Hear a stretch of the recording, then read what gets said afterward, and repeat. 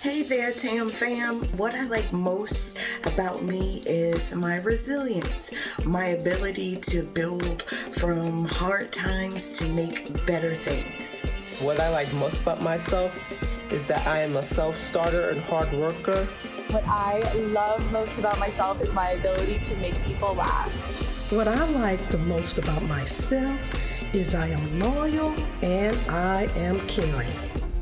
That was video clips of the Tam fam telling us what they like most about their personality. But what if you don't like your personality, or I say parts of your personality? Can you change it? Would you want to? Those are at the center of a provocative new book that has inspired this hour today. It's called Me But Better, The Science and Promise of Personality Change. And it's all about whether it's possible to make big, sometimes life-altering changes to the core of who we are to become a better version of yourself. No matter what stage you are in your life, 27, 37, 47, 77, just had a baby, just got a divorce, looking to date, I don't know, but there's a part of you that you may want to have as a better version of you. The book is by Olga Khazan, who spent an entire year trying to rewire who she was after admitting that she didn't like her own personality. Take a look. I took a scientific personality test whose results showed that my particular combination of traits correlated with unhappiness and dysfunction. Personality traits are supposed to help you achieve your goals, but my traits were thwarting me. I started to wonder if I could peel off those personality labels and throw them in the trash. Who would I act like if I could act like anyone? Though I had tried therapy and various medications, I decided to attempt something more radical and possibly more lasting, to change my personality. Please welcome Olga Khazan to the studio. So this was inspired. You wrote an article for The Atlantic where you openly admitted that you did not like your personality. A couple of questions first, because you've done a lot of research. Are we born with our personalities? You have a certain amount of your personality that you're born with, about half, I would say, roughly. So that's nature-nurture thing? Yeah, so it's like half nature, half nurture. And by nurture, I mean just all of your life experiences. So not just how you were raised, but kind of what kind of job you have, whether you're married, who your friends are, where you live. All of those things come together to shape your personality and make you who you are. So, for example, if you are an extrovert, is that something you're born with in most cases? Yeah, part of it. So if both of your parents are extremely extroverted, there's a pretty good chance that you will be, fairly extroverted. Right. But let's say, they're not. They're both huge introverts, but you have a job for which you need to be super extroverted. There is some wiggle room there. There is that other percentage that you can change. And I find this so fascinating because when I went through IVF, and I've talked about going through IVF to have my son, they talked about temperament. And I was like a puppy? because when I got our dog, and I'm not comparing my child to the dog, but I am, because the breeder talked about temperament. Mm-hmm. And I was like, that is so fascinating. We forget that DNA in the human journey does start with our parents and typically who they are and what we inherit from them through DNA.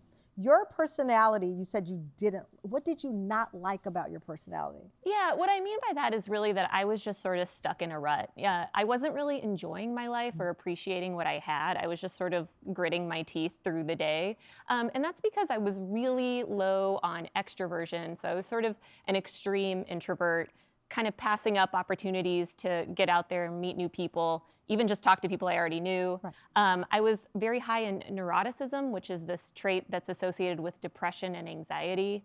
And I was also low in agreeableness, which is sort of this like warm and fuzzy trait. Right. Because you talk about the things you wanted to change. You mentioned neurotic and anxious and dissatisfied. You wanted to become someone who radiates joy.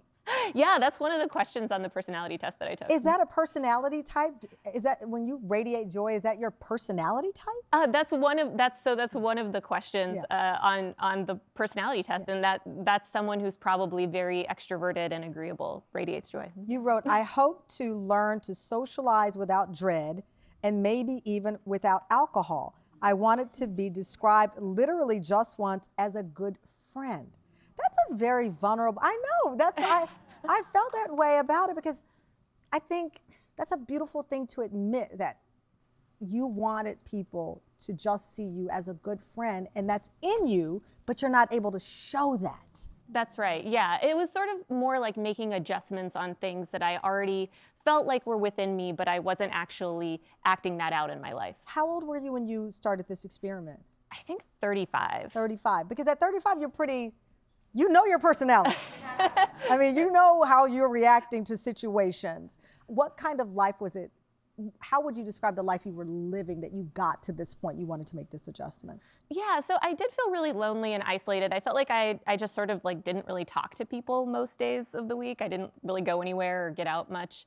I also just felt like my reactions to situations were not serving me. So give me an example. So small, tiny things would happen. Like the intro of the book, I got a really bad haircut, and then I got photos taken that didn't look very good, and then I got stuck in traffic. And I just had a huge meltdown about it. Like, I was like, this is a horrible day. I feel awful. Like, but really, it wasn't really that bad, like looking back on it. I mean, my head is rattling because I've had the same hairstylist for 27 years. He'll tell you, I one day cried in the chair. Yeah. Just burst into, he cut my hair and I just burst into tears.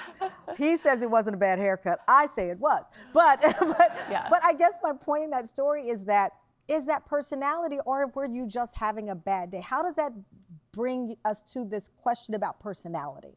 Yeah, so it was, really that day was not that bad. And I felt like it was really my personality that was causing me to interpret things as worse than they actually were. So your personality was wired to make the smaller things seem so detrimental. Exactly. It's literally sweating the small stuff. Exactly. I was sweating the small stuff in a big way because of my high level of neuroticism. And so that's what I wanted to bring down. Yeah. I'm in therapy. We are all in it together. When we come back, from doing improv to joining a sailing club, Olga tried everything over the course of a year. Did it change her personality? We're going to find out after the break.